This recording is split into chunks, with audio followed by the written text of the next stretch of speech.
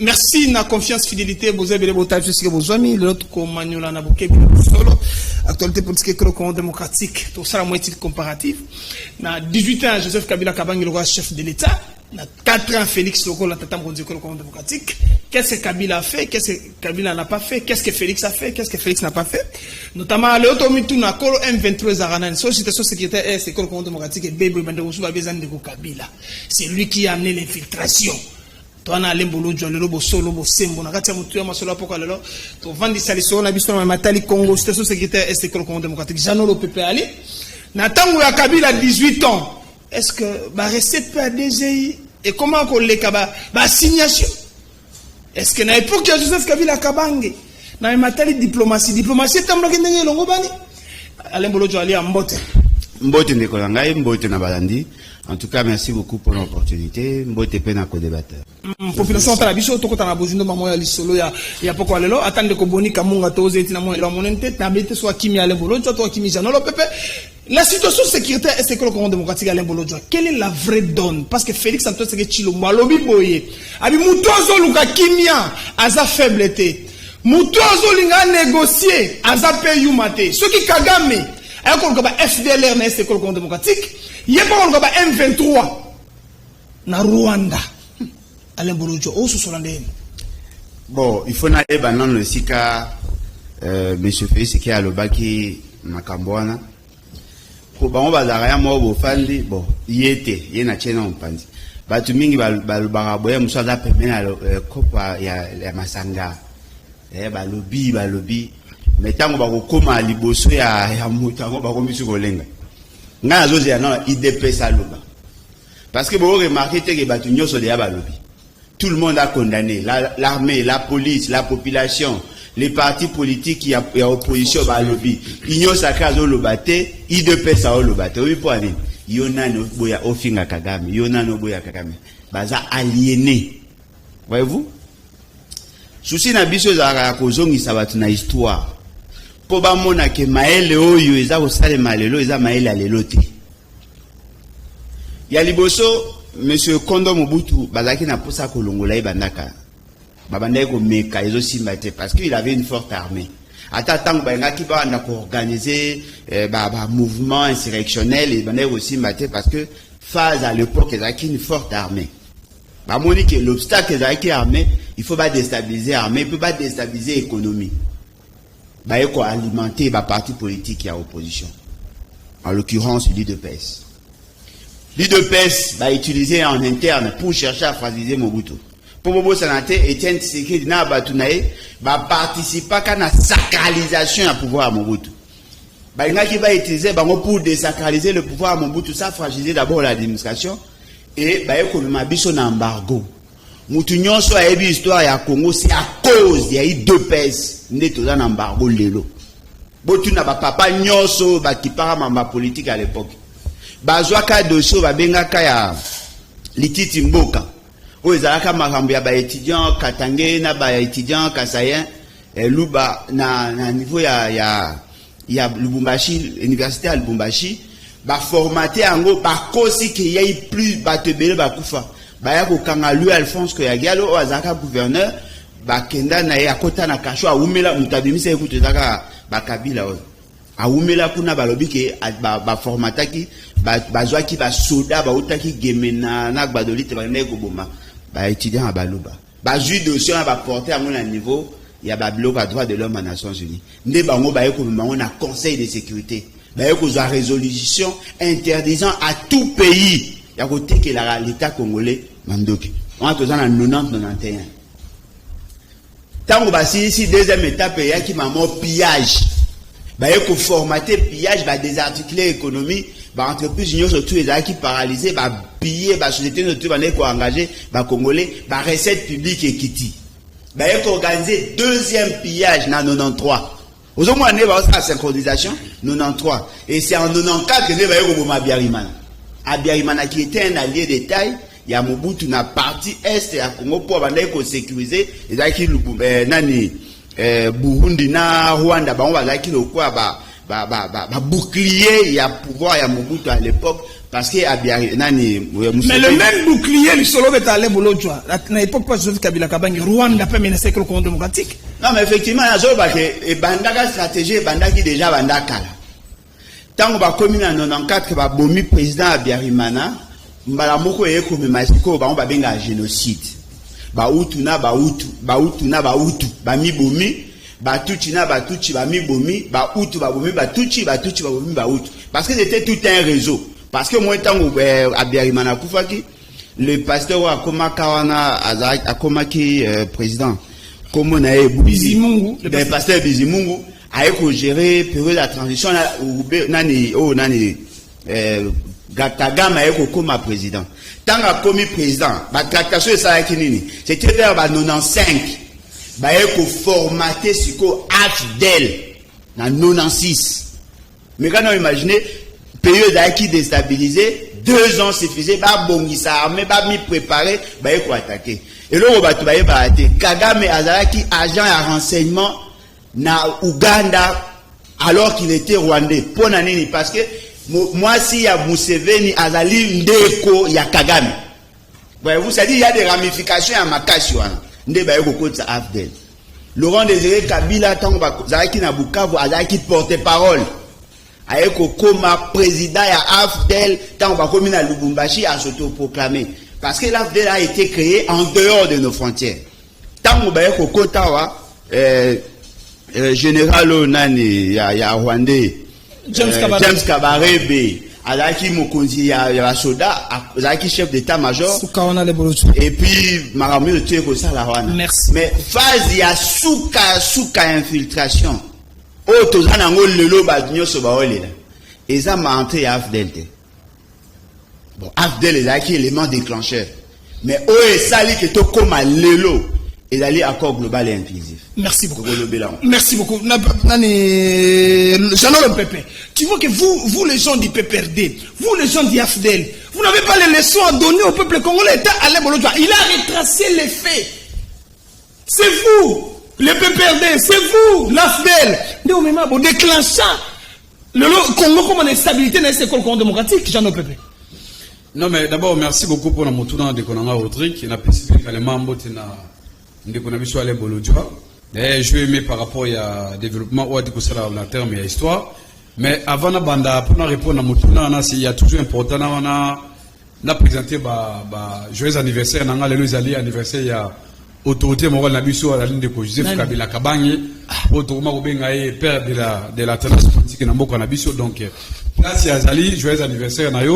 Parce que des politiques pouvoir tout ça limite il y a Ndeko Chilombo par rapport à la gestion étalée makamamboka donc place aux ali les ali moko na yo joyeux anniversaire na yo Ndeko Joseph Kabila Kabangi.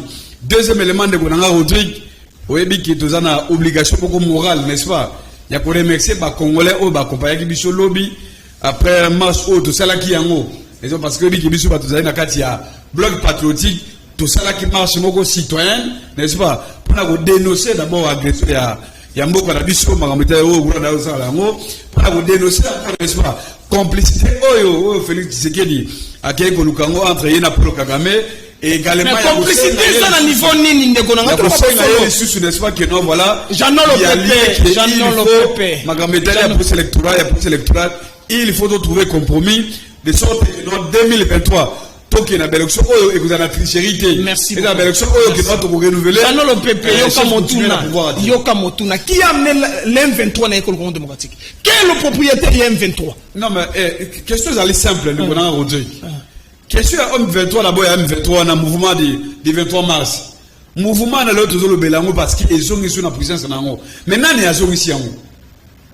C'est Félix c'est tu le mot.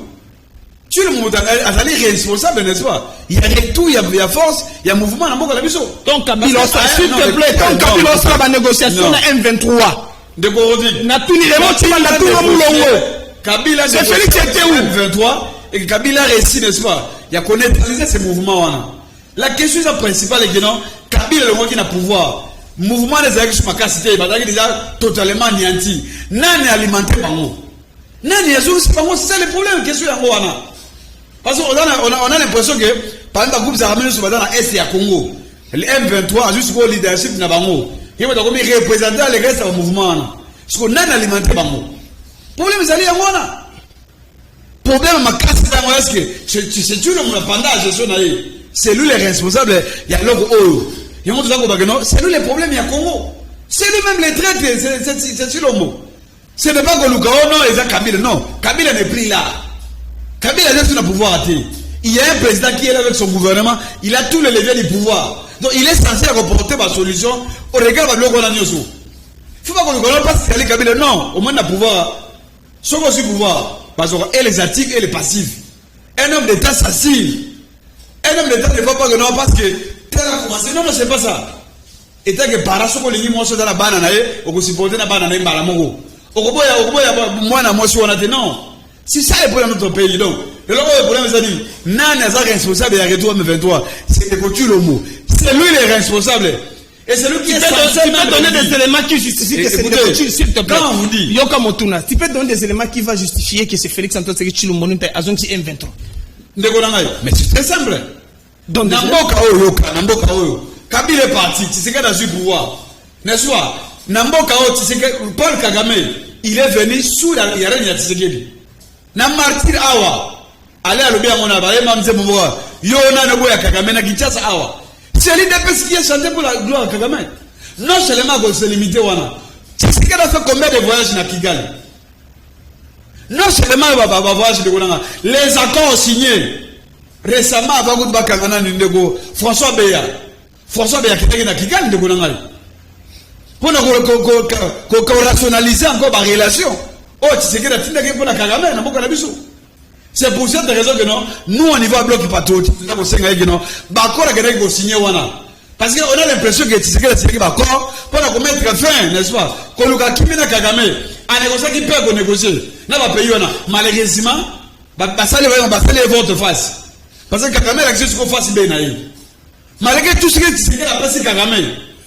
Mais Kagame a dit l'accès que non, voilà, vous allez moi, à tout le monde à vous gifler. C'est ça les conséquences. Donc, le long de Zabo, c'est Tshisekedi qui est responsable de retour de l'Okouana. Et c'est lui-même, il est responsable de commettre fait de l'Okouana. Parce que c'était déjà connu de Bonamai. Que non, mouvement, ce sont des mouvements terroristes. Bah, ça se dit par le Rwanda. Mais Tshisekedi est là, lorsque Kabila Bundaki, sur le plan international, c'est un mouvement terroriste. Donc, Kabila a dit. Ce commissaire Tshisekedi aujourd'hui, incapable de la diplomatie, à mon avis, comme il a souka, n'est-ce pas? C'est pour cette raison que non, n'a pour parler, on a hier que des Kolukayango. Ma conséquence, il y a un monde de Bounangaï. Ma conséquence, il y a un mot. Donc, il y a lieu que non, il faut. S'il te plaît. Obi faut gérer passif na actif. Mais mon tourne Zabo, nani anoma James Kabarebe chef d'état-major Nambogo. C'est Félix. Laisse-moi. L'histoire, s'il te plaît de 1. Est-ce que c'est Félix Ndanoma James Kabarebe chef d'état-major Nambogo? Est-ce que Félix Ndamema anoma so Bizi Makara ministre affaires étrangères Nambogo? Tout le monde même ma vérité. Rodrigue. C'est ça la situation sécurité à la brosquer à peine de son tableau. Déco Rodrigue, c'est notre histoire. Nous assumons et Marmelika Nambogo Nabiso. Et c'est l'histoire de Nabiso. Merci beaucoup. À l'époque, mais nous avons payé le prix. Merci. Là, il faut reconnaître un mot. Population de le prix, n'est-ce pas? Que Mboka Oyo est Congolais. Que Mboka Oyo est allé à Congolais, que Congolais est appelé qu'on a bango, qui est un motif. Merci beaucoup. Malgré cette histoire de Nabiso, à un moment donné, n'est-ce pas? Malgré les sacrifices à musée, nous avons payé le prix. Les pays voisins, Batikala jamais, n'est-ce pas? Quand nous avons Congo, c'est la Kimia, Batikala qui a convoité la richesse à Congo, c'est comme ça que tout le lot, Bazo continue à communiquer à Congo. Donc, le lot, le mot, il n'y a pas raison que le baron, parce que Nani James Kabar, il était chef de. Non, c'est notre histoire commune. Togo Kobo est en moté, mais le moment n'est plus là. Il faut avancer. Merci beaucoup. Alors, quelle la vraie donne on peut donner? Est-ce qu'il faudra tout ton amir pour les soleils si là? Na Colocon démocratique, Motuna a mis balé. N'a pas tout ça les titres comparatifs. 18 ans à Kabila. Alain Oramotumoko, très scientifique. Aux Aramotumoko, il y a raison. Le barabo solo na bo sembo. Na 18 ans à Kabila, na 4 ans Félix Assali. Sur tel que cet exemple, na ba signation même il y a DGI. On voit Mbongo Mati. Ba double ba signation na bango. To yé même na budget Colocon démocratique. Kabila nous a laissé avec un non nagé ba 3 millions, le 11 millions à l'embolo. aux Aramtabo solo, c'est moi sa population. Ça veut dire Félix, par rapport à 4 ans, ils ont mené Kabila solo pour un bilan. On ne peut pas évaluer un bilan. Il y a gouvernance kaka par rapport à budget. Parce que le budget que M. Félix a 11 milliards. À prévoir 11 milliards. Et puis budget à Makas, il y a 10 milliards, il y a des bosses M. Félix avait un budget, il y a 10 milliards 900 millions. En 2020, le taux d'exécution moins de 40%. Voyez-vous? Base à la taux précédé. Vanta qui va le dire que Bazako dépassé la signation dans le mois d'avril. Justement parce que la plupart des entreprises vont déposer impôt na bango à la période de l'année. Le lot net aux aboutoirs dans le mois de juin. Dans le mois de mai, ça y dépassement à combien? En termes de signation. Et puis le mot est allé vrai. Il a dit que la plupart il y a des régies financières rationales. C'est-à-dire que réduisent leur capacité de mobilisation. Parce que ceux qui vont dépasser la signation vont avoir droit à une quantité d'argent. Ça n'a pas commencé aujourd'hui. Allez voir dans le palmarès, il y a un dossier belé, il y a des régies financières. Même dans la période de Kabila, il y a eu des dépassements à la signation. Allez vérifier. Il y a eu des dépassements à la signation. Il faut que le lot qui passe au Lingarosala, au Bazako Lobanabino, et là qu'on tombe dans le secteur minier. Pourquoi? Parce qu'il y a une réforme, et Salamaka par rapport à code minier. Et puis, c'est là à la Boulita Mazalaki, ministre de la Finance, il a essayé de faire des mécanismes pour renforcer la capacité à mobilisation de fonds. Et là, il y a un résultat à Misala, et Salamaki, avant Félix et Kela Komaye Moro. Mais pas beaucoup. Mais il faut me poser une question.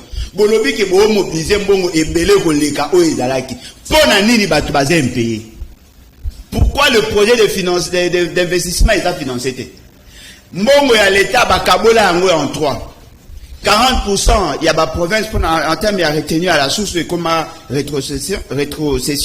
10% à caisse et à péréquation, il y a caisse à solidarité. 50% il y a pour le gouvernement central. Une partie pour l'investissement, une autre partie pour le fonctionnement. Comment les entreprises qui n'ont pas ligne de crédit va ajouter? Quel est le projet financé par le gouvernement en un domaine agricole? Alors que l'agriculture avait plus de 5% dans le budget au Baron Bachaki. Baolinga me mabino luenge. Boko ne rota na période ya Kabila, alaka na budget moko ya 8 milliards 900 millions à l'époque ya Matata. Taux d'exécution moins de 50%. Voyez-vous? C'est-à-dire que Baolo Banabino que bache budget. Le budget n'est pas le résultat. Le budget c'est un objectif. Échanger ni. Eza la Kabila, eza la pays c'est que bango nyonso ba batu mabe, la sala biso mabe. Mais mabe au Kabila ça makasi. Baolo la lolo M23, M23 azongi, M23 azongi. Mais na lobi so teke boso non, bokonzi zanga tina bo pesi pays bokonzi zanga tina.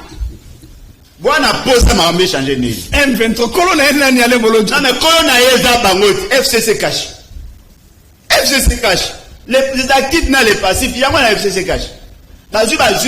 L'État congolais a eu des difficultés. La population voulait organiser de bonnes élections pour avoir Mouto Yalingi. M. Kabila croyant qu'il y a des Nzambe a vu beaucoup de peuple à qui on négocier. Chibanda, François Béa, Kalev, Chadari, commissaire Félix Sekedi président, ils ont négocié. Tant que Félix Sekedi a suivi Bokonzi, le quoi a yebi que Bokonzi n'est pas à peuple.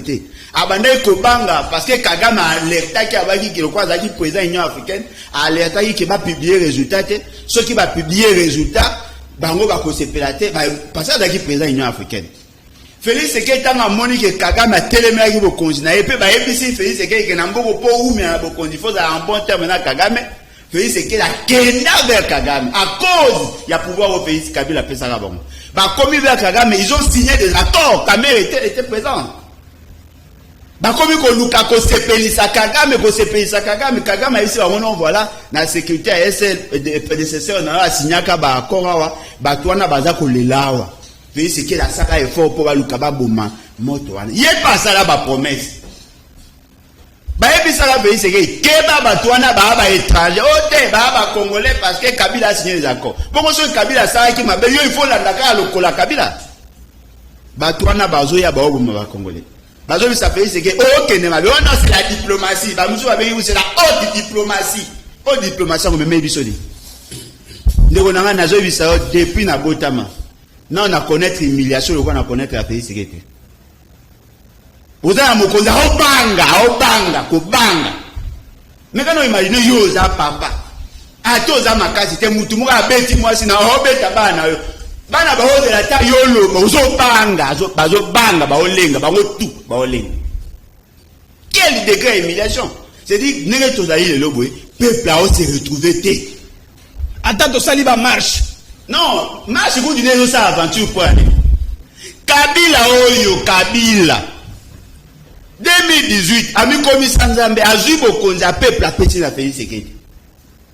Les lois vont marcher pour la élection, et réforme électorale et tout ça. Monsieur, yo zui bokonza peuple sans qu'il va violer pour respecter la loi, au bout il faut respecter la loi, au bout il faut respecter la constitution. Au zui bokonza petit pays sécurité. Bazali na baona basaba ndete de l'eau va comme tia va manquer. Si ko le ko banano ke mabo yo salaki. On sait la bolimi si pas comprendre que salaki mabo non, oye je comme ya bota. Batika ko distraire pas tout. C'est vrai marche c'est alliés importante. Parce que la marche au batu basali ils ont lancé un message. Et donc on a comprendre ba ngote bo sali marche bolongo na moamba. Boyete na funa, boke otika memo beboko tika message na bino na institution ba konza biloko so goti. Basi. Ba tikeli na. Marche na bino. Basi ba bloc patriotique. Non, ba marche tu vois. Bloc patriotique ba ça non le peuple. Non, ba marche tu vois. Non, s'il te plaît. Message na bango ba tindeli nani. Na ba konza biloko. Les messages c'est là tout le monde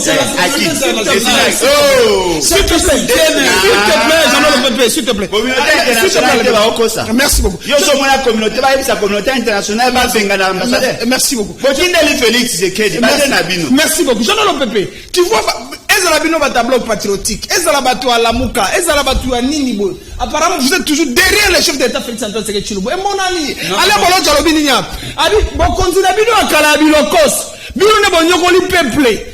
Yango souffrance ya lo Félix a hérité. Yango kusumi ça. Comment? Non mais écoutez, ndeko na ngai. Naoki mamunde ndiko ale bolo tshalo makambe belé awa na plateau. Mais ce que je aime d'abord c'est la sincérité et l'honnêteté intellectuelle. Voilà. Même ici ba Taliban, baza ko comprendre que non, ba réalisation tout ça au monde yango, ils ont effort bandaki à l'époque ya Kabila. Mais quoi baza la politique mo ya jalousie, il y a haine contre Kabila. Bazo reconnaître que bazo boya ko nimaki Kabila posaki déjà ba jalon. Ozo ko ba fondation OK, les loyo recette ya l'état et comme à niveau au économie. La différence quoi dans l'ini que non, malgré tout ce que comme recette ils ont compte à travers ba régie financière. Mbongo wana ils ont servi ka pona negotier lombo. Azwa kayango akina na ba poto asaka ba voyage na ile pas pona ko dilapider mbongo à l'état. Parce que mbongo wana ndeke salaki de kolanga na vision ya Kabila ba ba réforme. Ils avaient que mbongo wana il fallait bénéficier na ba congolais. Malheureusement, ce n'est pas le cas. Mbongo wana zo kedaka na ba voyage de negotier lombo. Mais eloko mo na okina d'accord na été. Quand on a marché ça veut dire quoi de kolanga? Tout ça va congolais, tout ça va patriote. Lorsque les pays sont menacés, tout ça obligé, n'est-ce pas? Il y a qu'on dénoncer parce que marche voilà. Et ça non seulement il y a qu'on dénoncer, complicité on négocier le mazan on a Kagame. Alors ça consiste à tout le monde a réagi. Il faut faire la guerre avec le Rwanda. Non mais écoutez, c'est l'unique solution pour le moment yango wana. Tu région mozito alors. National Israël, les seuls moyens pour la biso de mettre fin à ça, c'est faire la guerre, c'est tout. Mais le problème, mes amis, la complicité. Pourquoi le silence y a négocié l'ombo? C'est ça le problème. Quand les pays sont attaqués, on doit se dire que non, il y a un chef de l'État. Il y a un chef de l'État qui est allé au sommet. Vous comprenez? Garant des échanges, ça on a pour réagir. Mais pourquoi son silence? Et pourtant, il y a un ça. Pourquoi le silence? C'est là où nous avons le cadre bloc patriotique, nous avons publié le bloc patriotique. Vous comprenez? Mais écoutez. Faoul, c'est un compatriote, c'est un Congolais, n'est-ce pas, qui va Congolais, monsieur Madame Pouzanaï. Ceux qui considèrent que notre marché qui n'a pas moi ensemble, où est le problème, où est le mal? Mais il y a une chose qu'il faut dire. Quand nous, notre marché, référence de l'Assemblée nationale, ce n'est pas que l'État n'est pas super boss, non. Ce n'est pas que l'État n'est pas bâti, non, on a dit. Et c'est là qu'il y a un site nabisu ya marche voilà. To lancer message. Tout rombongo bibi comme. Tout rombongo les nyoso et la awa comme na libana. Janolo Pepe. To pesi position na biso. Janolo Pepe. Attention makamata ole kana Congo na est ya mboko zo. To lingi agression wana te. Il faut mettre fin à ça. Tout rombongo bibi combien? Non mais écoutez, to marche ka pona mbongo te. Biso to yaka pona to marche pona mbongo na biso. Le pays est menacé, na ba ko Félix a signé ngona Kagame. Ça n'a rien à voir avec nous. Ozo ko mama mbongo wana donc. To marche te ba Congolais, on n'a pas besoin de mbongo papa. Mbongo c'est la danger. Bakoro Félix a signé yango. Oyebi ki ba siswa na runini ya avion et Rwanda wana ezo ko yate. Mais la direction générale continue à opérer na Goma. Baza ko sala musala. Direction c'est pas personnel. Baza ko sala tilelo, basala. Où est ba section balonga? Oza ko mona ke pays et ça, le danger, même pas pour s'y faire des écoutez, non. C'était pas pour le ce soir, la presse, il faut reconnaître, Banamboka, Paimboka, écolo. Mais dans les fonds, il y a trahison. Il y a trahison. Tu peux imaginer que l'autre a demeuré un embargo. Mais tu sais qu'il a diplomatie. Il a fait combien de voyages? Incapable de Congolais. Pendant mes fils qui est embargo. Avec l'armée, ça fait que les moyens de bord. Et c'est pour la passion, c'est une passion pour la militaire à défendre Mboka. Mais si le plan logistique, et l'on comme l'on exalté, et l'on exalté papa, et l'on comme l'on exalté. Vous comprenez? Donc, tout ça reconnaissant, na Moussala Bala Moussala va faire des essais. Mais na 4 ans de l'heure, Moussala Bala il y a des complicités à Congo Awa. Et que tu le mandat censé faire le papa. Non, mais il a révoqué ça, je crois. Non, mais distraction à Bamba. J'ai vu, on a révoqué au moins 4 officiers supérieurs. On n'est pas distraction de Konanga. Motif, il y a révocation, ça dit. On repose sur le quoi? Après avoir révoqué. Bazaki non a fonctionné. Bazaki n'a fonctionné. Vous comprenez? Bazaki n'a pas unité, Bazaki n'a géré un mot. Est-ce que renseignement, est-ce que c'est majeur, est-ce que logistique? C'est ça aussi le problème. Vous comprenez le le Congo a des problèmes tellement élevés et que M. Tulomo, il est responsable de ça. Il doit répondre de ça. Parce qu'il y a le président. Le président ne peut pas continuer à se plaindre, non. Et que son silence pose un problème. Il doit monter à la face du monde que le Congo est menacé. Mais je n'en peux pas. Lorsque on dit que Kabila a déjà posé des actes pour Félix a bénéficié les lots, résultats, ainsi de suite. Et puis que famille aussi mukendi baotala. Ba famille ba kufa na charnière maluku baotala. Non mais écoutez. Ba famille ya matungulu baotala. Est-ce qu'on yebike na notre pouvoir to reconnaître à un moment donné ba vie policière ezalaki. Est-ce que bien nous-mêmes on a reconnu cela. Merci. Qu'il y a eu des bavilles policières. C'est comme aujourd'hui. Vous voyez que depuis que des Tshisekedi là, il y a eu combien de morts de Tshisekedi là bon. Tshisekedi là bon va te mêler. Vous comprenez? Est-ce que c'est pour autant pour dire que non, c'est Tshisekedi qui a descendu pour nous remettre ma sas? Ce n'est pas ça. Vous comprenez? Donc, nous reconnaissons qu'il y a eu des bavilles, c'est comme aujourd'hui. Ce sont des bavilles policières que non, il faut mettre fin à ça. Ce n'est pas normal, il y a pour ça la mamolole qui voilà. Allez, bon, je pose plus ça, 37 ans après. Ata Félix Omobiaza Mabe, Papa Zoa École démocratique. Tout n'a mis balé. Si ma pape, Babi roi de Belgique n'a rien bazoya. Na cadre kaka ya renforcement diplomatie à outrance, haute diplomatie. Au Félix Antoine Sekete au sala. Izaka Mabe à l'emboloto. Ndeko nangai. Botika ko linga ko distraire bo kabino mais bango batika ko distraire peuple. Le pape ayaka wana Congo. Échangeani. 37 ans après. Oui, mais échangeani. Et créer la fertilité nationale. Nani, le roi de Belge, a Oti Kozala, à Kalaming, dit tant de 50 ans. Ça a changé quoi? Kabila Yamara, roi de Belge. Kabila Yamara, roi de Belge. Kabila Bayamba Yamba, les Belé, nana, et papa. Papa, c'est une grande personnalité que nous respectons. Mais ce n'est pas ça notre priorité. Papa Zoya, Bakoufa Ben, échangez-nous.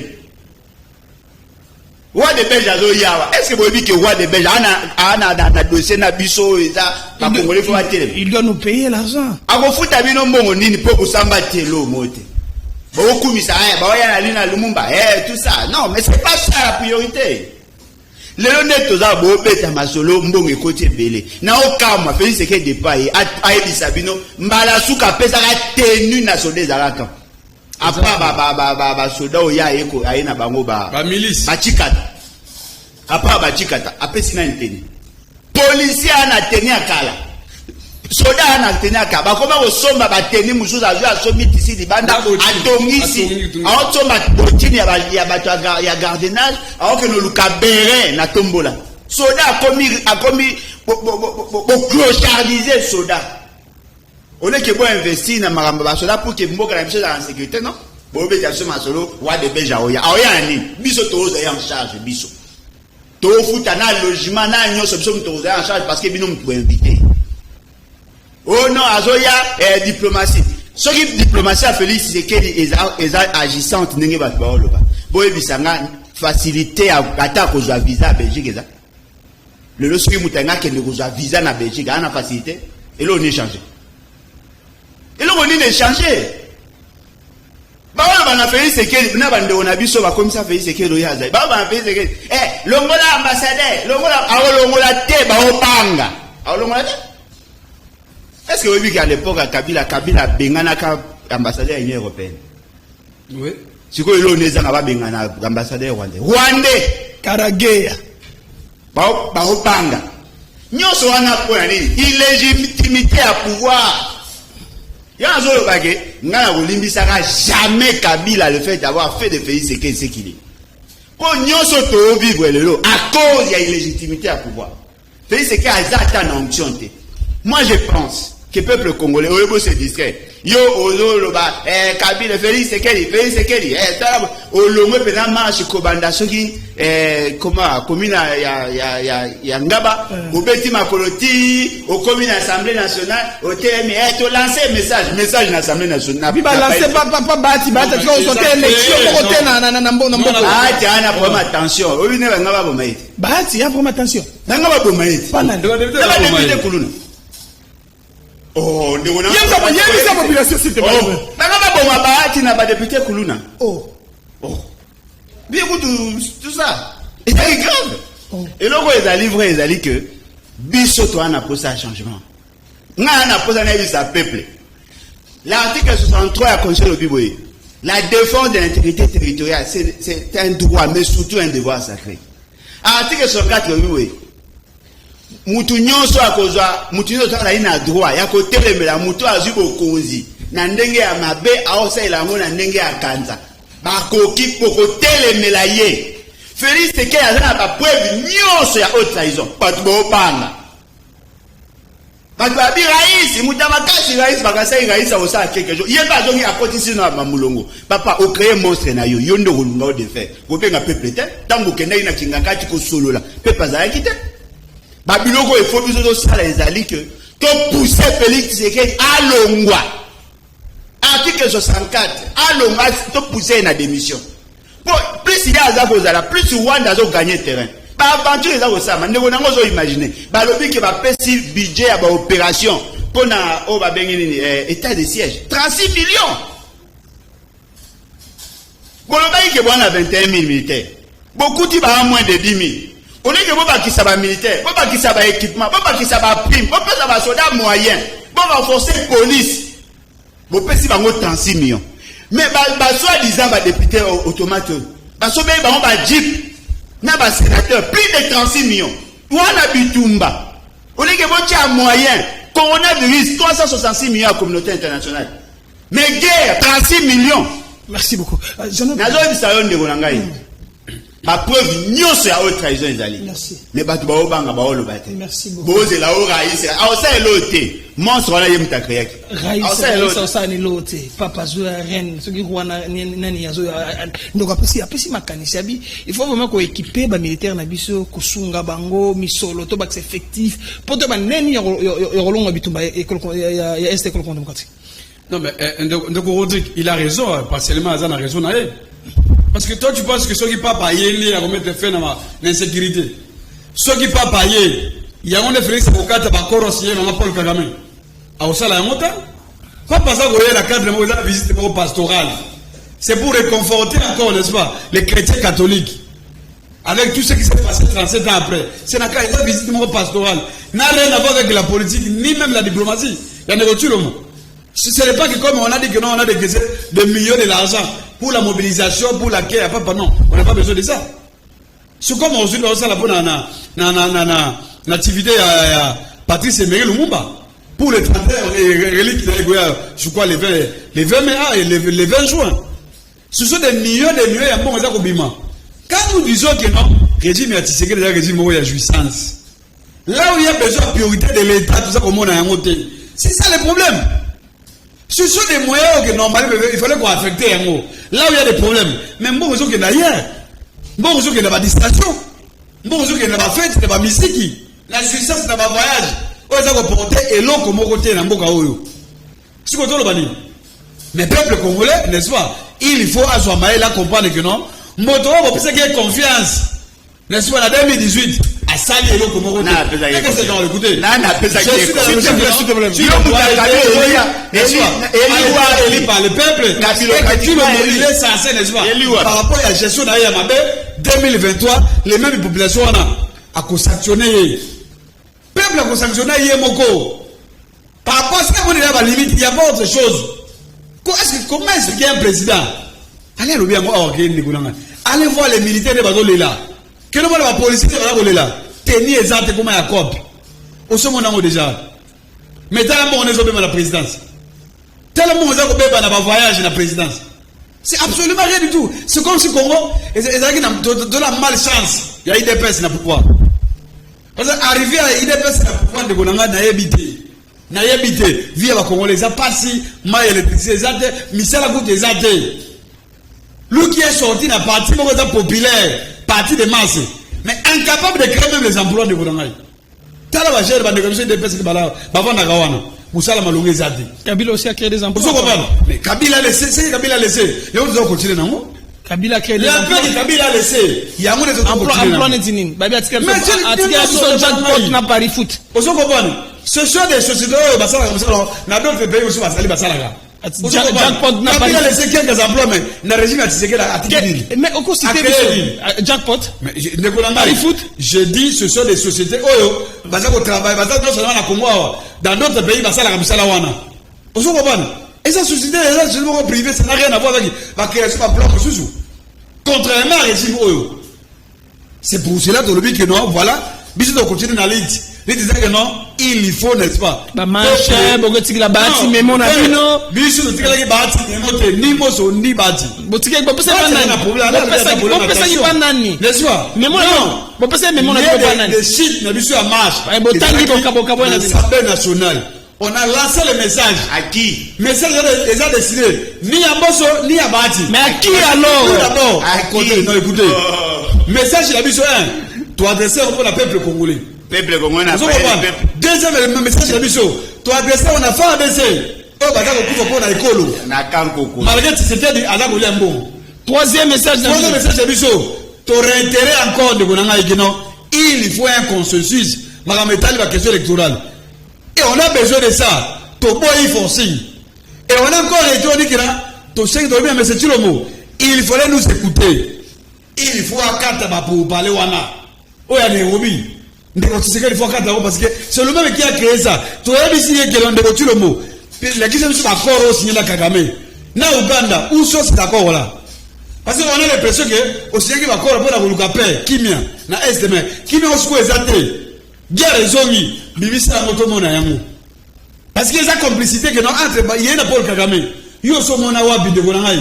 Dans la guerre en pleine guerre.